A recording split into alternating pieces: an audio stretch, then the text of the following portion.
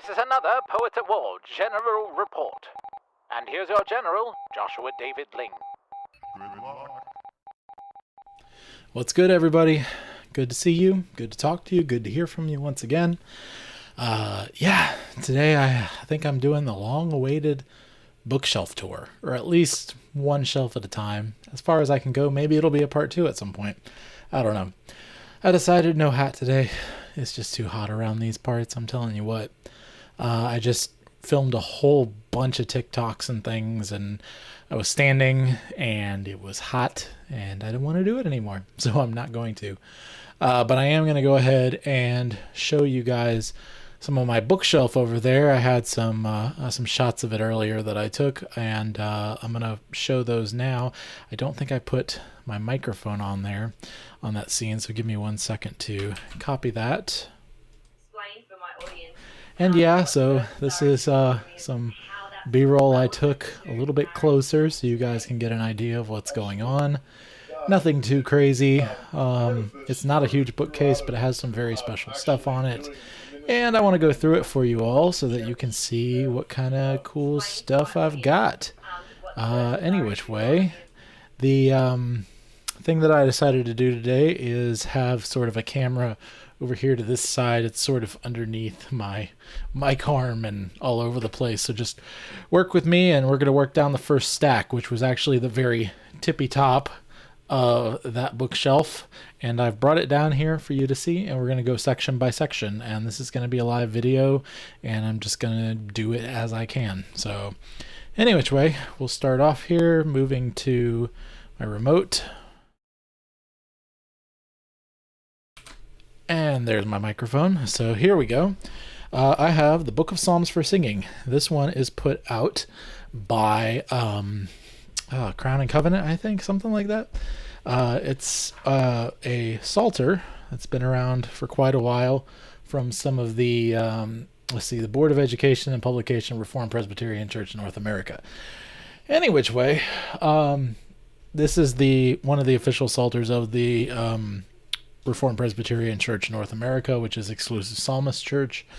It is an excellent psalter, a lot of familiar tunes, some not so familiar, but they're all very exuberant and joyous. This first one, for example, is Arlington, which is, "Oh, greatly blessed is the man who walketh not astray in counsel of ungodly men, nor stands in sinners' way." So that's a cool, nice little psalter. I love collecting songbooks of various types, and that's a good one. The next one is Like Unto It. It is the slightly updated version. I'm not sure what year. There's a red one, there's a blue one, and this one's kind of messed up. And there's a red one, a blue one, and a green one. But this is the Trinity hymnal. So we'll come in here and take a look here. Revised edition from the Orthodox Presbyterian Church in America. It's got some good stuff in here. First, let's flip to a random page. Ooh, Angels from the Realms of Glory, one of my very favorite Christmas hymns. Angels from the realms of glory, wing your flight o'er all the earth. Good stuff. So that's that one. This is the one that my church currently uses in worship services. And then the next one, this is the hymnal that I sort of grew up with, mainly at Sadon Presbyterian Church and other places. This is the original blue Trinity hymnal. It has creeds pasted in the front, like we had at our church. We just went ahead and pasted them in the front. Let's flip to a random one, see if I know it. Who knows? Let's see. We have, "This is the day the Lord has made. He calls the hours his own. Let heaven rejoice, let earth be glad, and praise surround the throne." I think that's, Arlington, same tune as we had in the Psalter. That's funny. But yes, so that was Isaac Watts. This is also very good. The big difference between this one and the green one is the green one has some newer songs and even some older songs that didn't make it in here Be Thou My Vision being the most glaring omission from this one. But there are some hymns in this one that are a little bit more staunch and conservative in various ways that they kind of took out of the green one and the red one later on. And I keep this one around because it's got some of those old school awesome ones. So this one was given to me temporarily. It's been sitting up there. I've read a little bit here and there, but it's the Dungeons and Dragons Handbook. I have a friend who's trying to get me into some games and stuff like that. I think I'd enjoy it, but it's just something that it was a good place to put it. So that's where it is right now. Let's move to the next one. This is awesome right here. A Hatful of Seuss. 5 favorite Dr. Seuss stories. Oh my goodness. Just chock full of Seussian goodness right here. And I don't even know. I've only opened this a couple of times, to be honest with you. I love Dr. Seuss, and it has a couple rips, but it's okay. Bartholomew and the Oobleck, If I Ran the Zoo, Horton Hears a Who, The Sneetches and Other Stories, and Dr. Seuss's Sleep Book. So this has some good, awesome Seuss stuff. And it actually has the pictures on the front. I didn't even notice that. I need to read Bartholomew and the Oobleck. That sounds fun. I haven't read that one.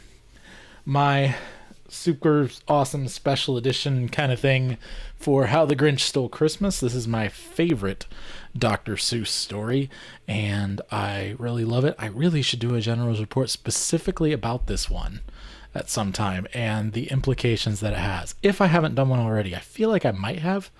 I'll have to go back and look. But it is beautiful. It is wonderful. I mean, it's the Grinch. Everyone knows the Grinch, right?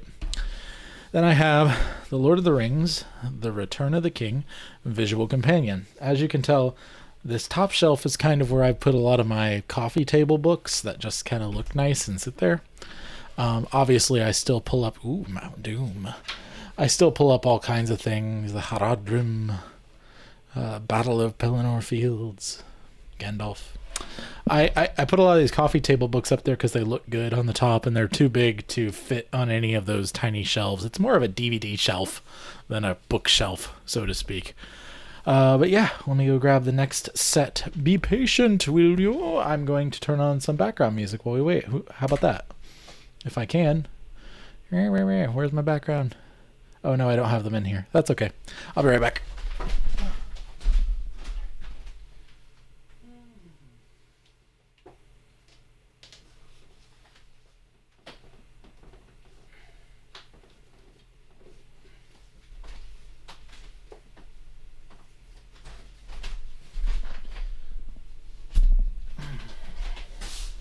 All right, I am back with Hans Christian Andersen, Classic Fairy Tales.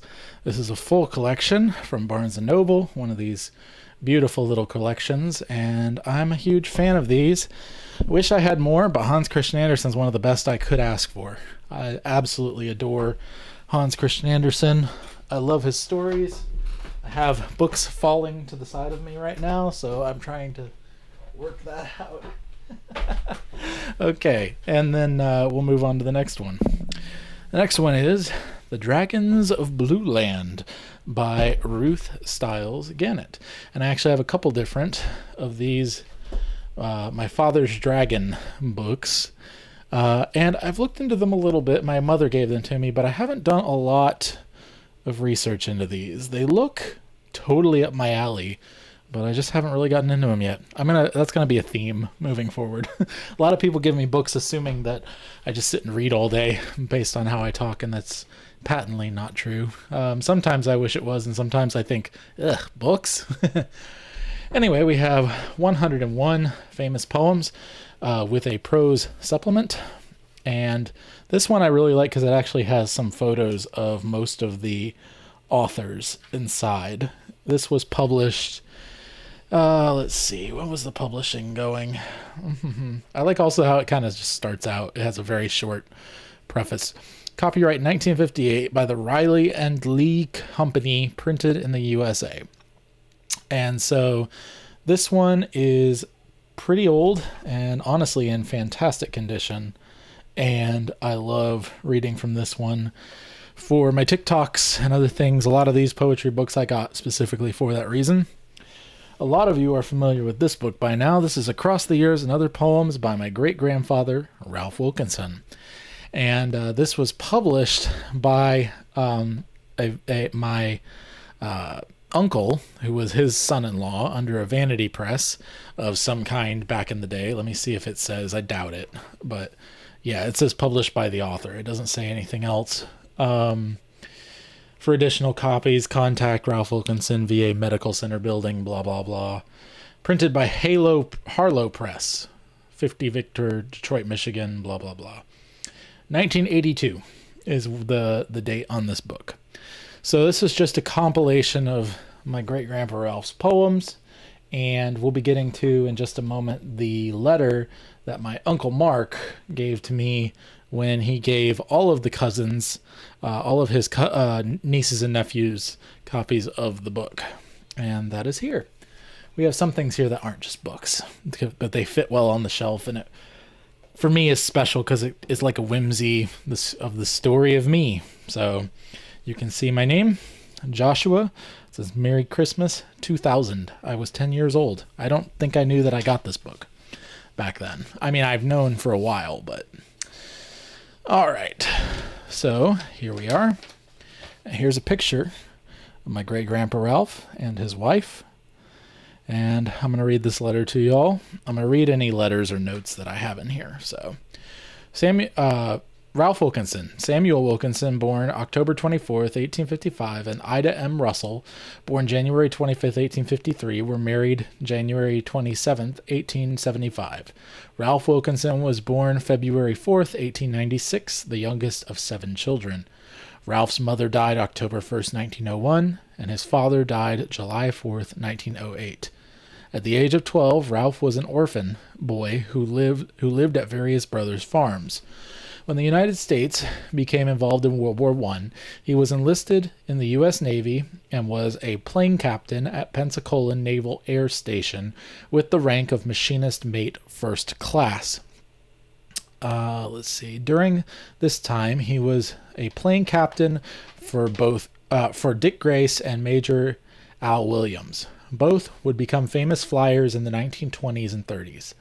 At the end of World War I, he attended Michigan Agriculture and Mechanical College for 1 year, then married his high school algebra teacher, Bessie McLean, which is the most Scottish name ever. I love that so much. That's Bessie McLean right there. That's how I'm connected to the McLean clan. Anyway, let's see. Ralph was a design engineer at Union Steel Products on bakery equipment until retiring. He was interested in hunting, fishing, and all outdoor activities. He also was studying watercolor painting and wrote articles for magazines as well as poetry. His wife died February 4th, 1955, and he died in 1982. It was during the last years of his life that he wrote and published this book of poetry. The book, Across the Years and Other Poems, was published in 1982. So actually, he was the one who published it. I keep forgetting and looking at it and then understanding later on. But Mark was the one who specifically got these and gave them out to everybody. My cousin Mark, or my uncle Mark Trask, which he has a couple poems in here as well in the book. So we'll move that over to the side. We've got a couple notes here, or a note. Let's take a look at this one. I like to hide these notes among the books, like I said, just kind of as a sense of whimsy. This one says, oh, this was from my mom. Says Sunday, 1991. Little Joshua, happy birthday to you. The love you and Jesus, we love you and Jesus too. As you grow with the passage of time, stay close to Jesus, and you will be fine. And you will find he will guide and bless you and show you the way to meet him in heaven some happy day. Love you dearly. Great Granny Ling and Poppy. So this was actually a poem written by my great-grandmother, the one who raised my father. She wrote this to me as a note, and she was the first special person in my life that passed away. And so that was, an interesting situation that I dealt with as a pretty young kid. Actually, the second person, my poppy, passed away, her husband, before that. But that's a very special note right there. Next we have Celtic Myth and Legend by Charles Squire. I read a little bit of this one, haven't gone too in depth, but it seems that it's just a collection of and study in how and what the Celts did, what they worshipped, what the mythologies were in the various sectors and places of all the Celtic nations. And it's a fun book. I like the fonts and text and color. It fits well with all my other books, and I'm definitely going to read more of it at some point. Next we have, what's this one here? Classic Irish Stories. Okay, I'm looking here. I've looked less at this one. Edited by Michael P. Quinlan. And it seems this one, let's see if there's a preface or something that I can read, because I've only looked at this one a handful of times, and I am kind of at a loss for explaining what it is. I don't have a dust cover or anything. I guess it's just a compilation of stories, and other sorts of things mixed in. Yeah, so that's fun. I'll read that at some point. Everyone knows I love Celtic stuff, so I love Celtic mythology. It's interesting. It's so varied and different. All right, now we're getting into some other weird fun stuff from the family. So this was actually a, let's see here. Yep, there we go. A book written by me, I guess. Yeah, I think I drew this one when I was a little kid, and it came to me, and so of course I kept it. There's Dad, and there was Christopher and Jonathan, my brothers and sisters. There's me, Joshua, and I got a hat on. Yep, that's fun. So that exists. This one's pretty cool. This is a fun little card that my mom got my dad after he was shot. I think I've told that story before. If I haven't, I need to very soon. But it was the thing that kind of brought them together, and kind of forced them into, not literally, but forced them to really kind of reckon with mortality, and especially my dad, and, get married. So it's a zoo in there, a hospital coloring book, a little on the zoo-y side. Let's see, it says, and my dad actually colored this in the hospital. This is the new intern. His horns are droopy because he's been on duty for 36 hours, grazing on junk from the vending machines. Color him burnt out brown. Here comes the tortoise with the bedpan. Color her slow. So there's, you didn't color all of it. Got some of it done. But it's a funny little goofy thing. And over here it says, "Praise God, from whom all blessings flow. Kelly." That's my mom. So that's a fun little thing. Yep. Move that over here. All right. Ooh, little love note cards from my mom to my dad. It says, "Keith, just wanted you to know how much I love you and praise God for you." Simple, straightforward. This one says, "A hard-headed man proved Keith Ling, as God guarded his life from death's sting. Had he known from the start it would turn Kelly's heart, he'd have bought her a bullet-shaped ring." Yeah. Like I said, that's kind of the story in a nutshell. I need to do that one as a TikTok sometime. I need to remember that.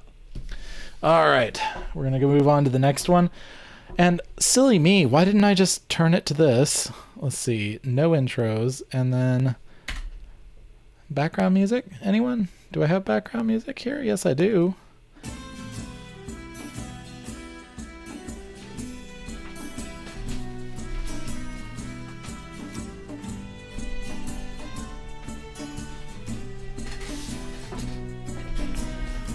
All right, let's fade that out. All right. And back to this one right here. Boop. This is the one where I get a whole bunch of my poetry. This is my favorite poetry book that I've ever owned. My mom actually read a copy of this one to me for many times.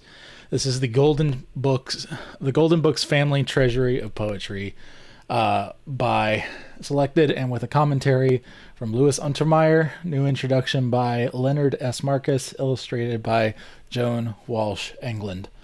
And this one is absolutely gorgeous. It has illustrations all throughout. And it is one of my some of them are in color.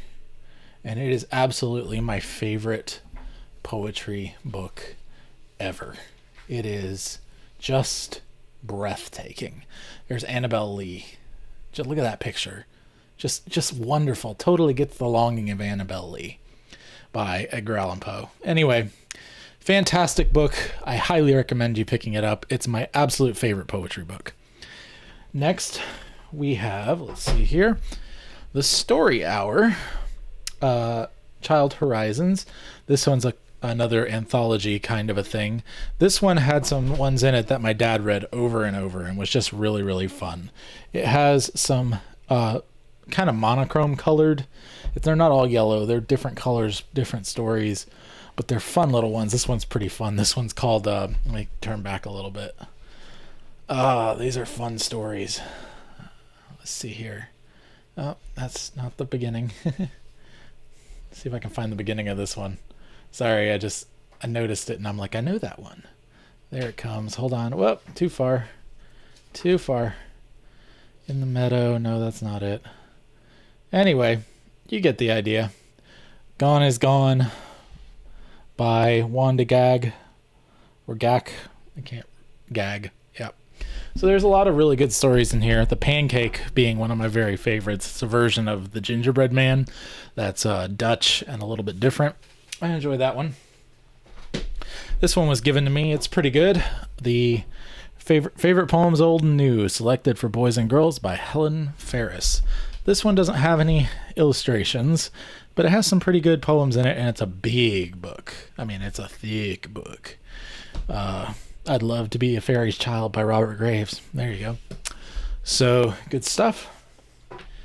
Then we have, most people will recognize this one, and this one's a little messed up, but The Book of Virtues by William J. Bennett. A classic. Lots of poetry and stories in it.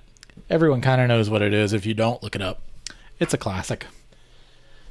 Then we have The Complete Brothers Grimm. It is all kinds of taped and messed up, but of course, I mean, it's Brothers Grimm. It's good stuff, right? So there we go. And I think we're going to move on. That was a short shelf. This is another Poets at War. No, it's not. I mean, it is, but we already did the intro. To the next shelf.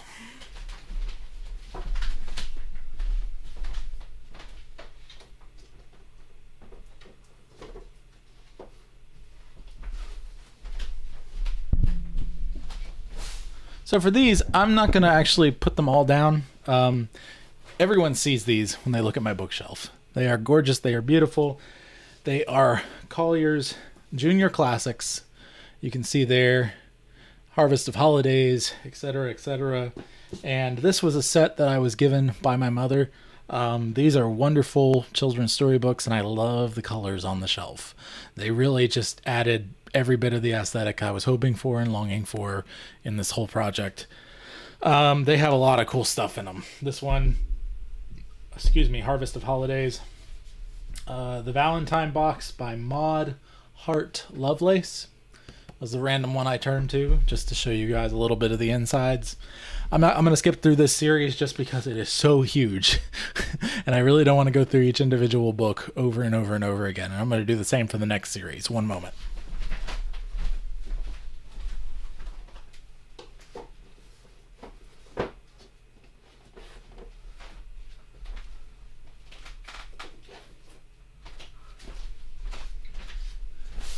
So I have some of these in green and some of these in blue, and I don't have all of them. It's an incomplete set, but it's the My Book House Storytime series, and there's a whole bunch of them, and they're really, really good. They have a lot of good stuff in them. I haven't looked as much into these, but they are gorgeous little storybooks. I got a lot of these from my mom's side of the family, people just giving them to me, or to my mom and then to me. And so I just kind of collect any of these old hardback storybooks. They're just wonderful. So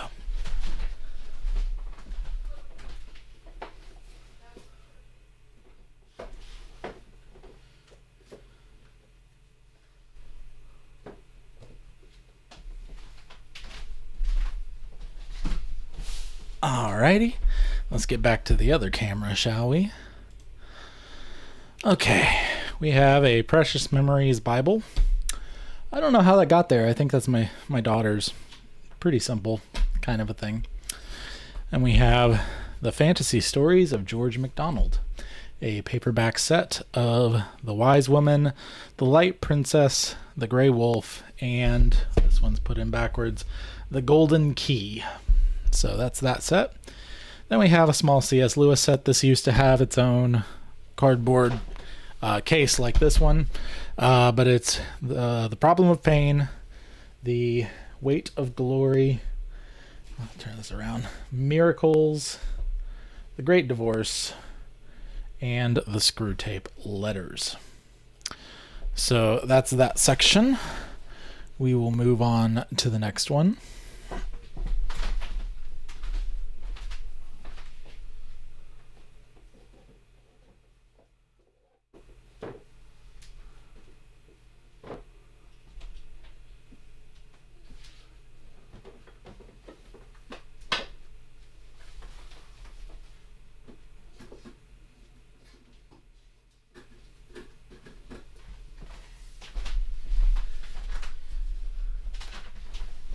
I had an uninteresting dictionary on that shelf as well. But first of all, let's get back to that camera. We have Worthy is the Lamb.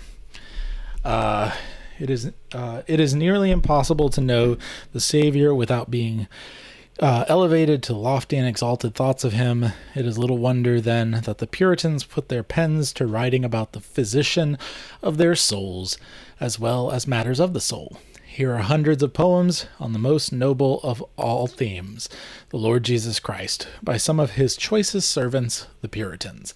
So this is mainly a Puritan book. There are a few people who aren't Puritans in here, but they are hymns and other sorts of poems that the Puritans wrote. Wonderful book. I do some of these on TikTok. They are fun. Next, this came from my friend who lent me the Dungeons and Dragons book. I have not gotten to it yet, but it is The Legend of Drizzt Collector's Edition, Book 3 by R.A. Salvatore, or Salvatore. I haven't really looked into it much. Classic. I love this book. I've read this one a couple times. Stardust by Neil Gaiman. I love the movie, love the book. I love certain things about each more than the other, surprisingly. But it is a wonderful book, highly recommended. And it's not super thick either. This book could get me in trouble, as it's gotten a lot of people in trouble over the years. This is The Hunt for Confederate Gold by Thomas More. It is a, let me just read the back. As Americans colonized the West, they established several Confederate United States. National unity under one government was much less important to them than preserving the principle of consent. The principle of consent of the governed, set forth by the Declaration of Independence. Though no one can predict the future, we can, however, project current trends into... this is someone writing. Okay. So this doesn't exactly tell what the deal is, but Thomas More is a former Pentagon official in the Reagan administration who served on the professional staff of the Senate Armed Services Committee and directed defense and foreign policy studies at the Heritage Foundation. He lives and writes in Alexandria, Virginia. This is sort of... Well, it was described to me, and I haven't read the whole thing yet. I keep reading part of it and haven't gotten through all of it. But it's described as national treasure with a not pro-slavery, but pro-Confederate bent. And for those of you who may not understand what that means, very basically, the South was actually fighting for much more than slavery, unbeknownst to a lot of people who have been trained in the school systems and haven't really learned the other side of the story. So this book, honestly, everything I have read of it is excellent. So let's move on to the next shelf, shall we? All right, we've got a stack to start with. Back to this camera. But for the grace of God, an exposition of the canons of Dort. I think this was given to me by my pastor, and I was interested in it. If it wasn't my pastor, it may have been my father-in-law. But theology book, I haven't looked into it too much. Next one, Bedtime Storybook Bible. Bedtime Bible Storybook. So I don't know much about this one. This was given to me / bought by my wife for my daughter, and I think I've read a little bit to her, but What We Believe by Cornelius P. Venema. I believe that's the same one as the other one. Yes. So, exposition of the Apostles' Creed. Then we have this beautiful illuminated Bible, which you're supposed to illuminate in the margins. I haven't done a lot of this, and neither has my wife. I got it for her for a gift a few years ago, and she's expressed interest and then not expressed interest, and I'm kind of like, well, do I want to try my hand? But then I don't, because I really suck at art. But, who knows? It's beautiful regardless. It is ESV translation, by the way. And then we have The Power of Myth by Joseph Campbell with Bill Moyers.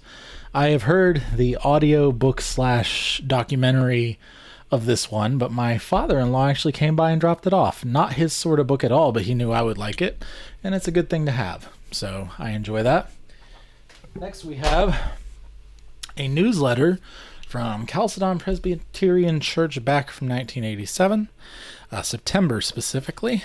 And in this issue is a story, the story I should say, about my father. There he is, Keith Ling. It says, Chalcedon member shot 5 times in the head, sings in church choir 6 days later. A testimony to the gracious providence of a sovereign God and the protection of his people. And it has the whole story, and I will read it for you guys soon. So, yep, that one's wonderful. Let's bring up the next stack. I grabbed a large stack this last time, so I don't need to go back over again. This is my wife's favorite Bible. She's had this one for a very long time. It is NKJV. I don't know if it'll focus there, but there it is. Next we have, I think it's my oldest Bible, New American Standard. I've used this one for quite a while. It's kind of my go-to when I'm reading stuff. I prefer New American Standard. It's very accurate. A lot of people say it's hard to read, but it's not really for me. Honestly, it's pretty great. Then we have this one here. I did a TikTok about this, but I don't think I've published it yet.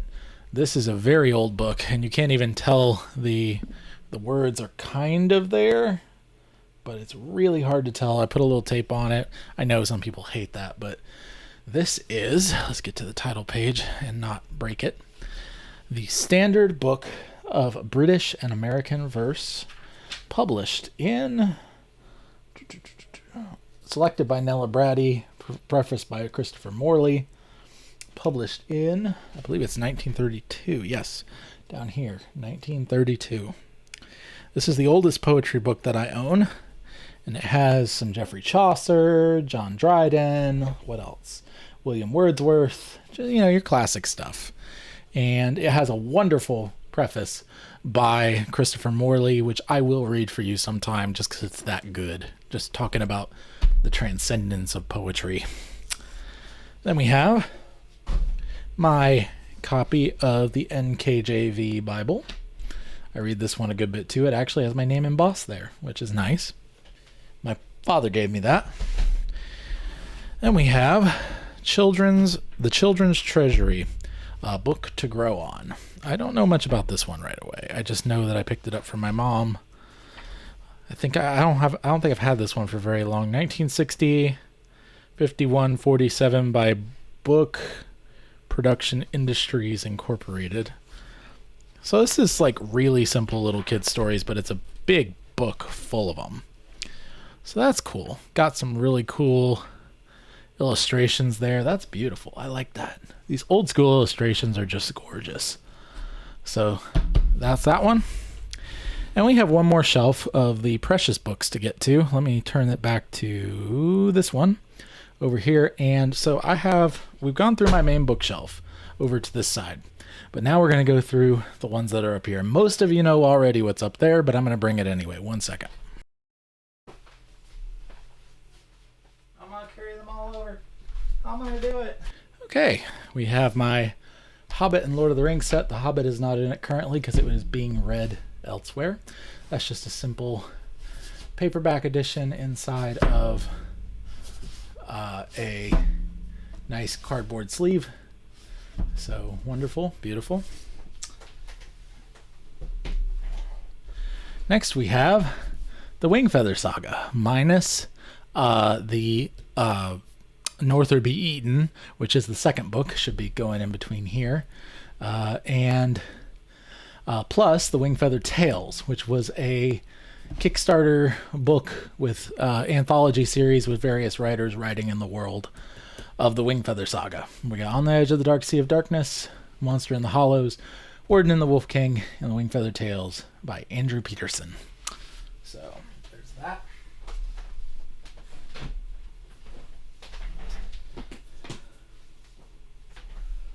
Most of you know these are my 4 favorite book series in the whole world. And this one is yet another. So we've got The Paradise War over here, The Silver Hand and The Endless Knot by Stephen Lawhead. That is the Song of Albion series. These are wonderful hardbacks. I wish there were illustrations, but you can't get illustrations for adult fantasy novels these days. Everyone just prefers, I guess, words because we have our imagination or whatever. But come on, man. Illustrations are awesome. Then we have my Chronicles of Narnia premium paperback edition with glossy pages and illustrations. Here's Lion the Witch in the Wardrobe. The only reason that Dawn Treader isn't in there is because it's currently being read. There you go. There's the fox and the toast the feast. So, get back to that nice one. There's a big one there. Ooh, scary. Deeper Magic from Before the Dawn of Time. These are wonderful. I absolutely adore these. I put them in the correct order, as you see. The Dawn Treader goes there. And so take note, if you don't know, C.S. Lewis's Chronicles of Narnia. And then we have, last but certainly not least, the oldest, well, I don't know if it's the oldest Bible I own or not, but it is certainly heritage-wise the oldest Bible I own. This is a KJV in giant print. It has some stuff in the middle. Let me see if I can get to that. With some illustration, or not illustrations, photos of the Holy Land during the time that this was taken. Yes, that's kind of falling apart, but none of the rest of it is. So that's in between the testaments, actually. And this was owned by, let's see if they have it on the page or not, my great grandmother, Hazel Ruth Massey Ling. And she gave this to my dad, and my dad gave it to me. And it is a wonderful Bible, and it reminds me of her. And it's got some underlining and stuff of things that were due to her, and of course that's very special for future generations. So with that, let's go back to this. Okay, let me just say thank you for watching. Now I have to put this all back up. But I hope it was an interesting little tour for you, especially seeing some of those little messages and things from my mom and my dad, and just seeing what this bookshelf project has meant to me as part of this office. The fact that I can walk into my office every day and see all of that up on the bookcase and know that there's hidden letters and notes and meanings and everything else inside of it. It makes me excited to write my own stories and to push forward into other avenues and things. And so Everybody be your family's bard. Like this, do stuff like this. Do stuff like a bookshelf. Collect these beautiful mementos and things. Follow God, do not turn to the right or to the left, and the Lord will be with you wherever you go. We'll see you next time in the trenches on Poets at War. God of song said